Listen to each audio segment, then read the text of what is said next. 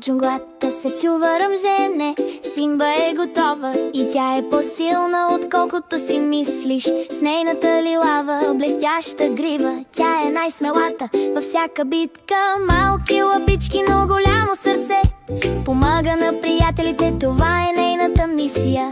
С искра в очите си, тя ще се увери, че никой няма да каже с Богом. Симба, Симба, смелата лъвица, тя е на спасителна мисия. Нищо не е твърде малко, със сърце пълно с кураж и широка усмивка. Симба е героинята, която винаги искаме да имаме до нас.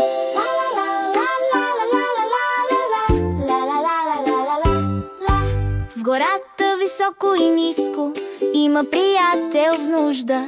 Време е да тръгнем. Тя се катери по дървета, преминава през реки. Симба е по пътя, преследвайки мечтите си. Мощно ръмжене, малко скок през гората, толкова широка и дълбока. Тя никога не спира, никога не почива, защото да бъдеш смела е най-доброто, което прави. Симба, Симба, смелата лъвица, тя е на спасителна мисия. Нищо не е твърде малко, със сърце пълно с кураж и широка усмивка. Симба е героинята, която винаги искаме да имаме до нас. Всеки предизвикателство, голямо или малко, Симба е там, винаги стои твърдо. Със смях и мигване на око, тя вече е на път. Тя ще помогне на приятелите си, каквото и да се случи. Напред, обаждане за помощ, Симба е готова, чуйте нейния вик. През джунглата с цялата си сила, тя ще спаси деня, тя лети.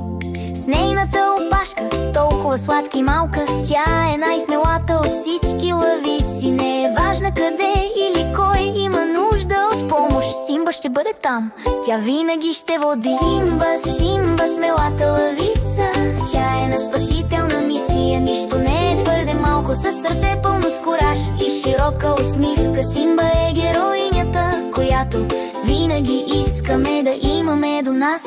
Така че, ако имаш нужда от помощ днес, Симба е тук.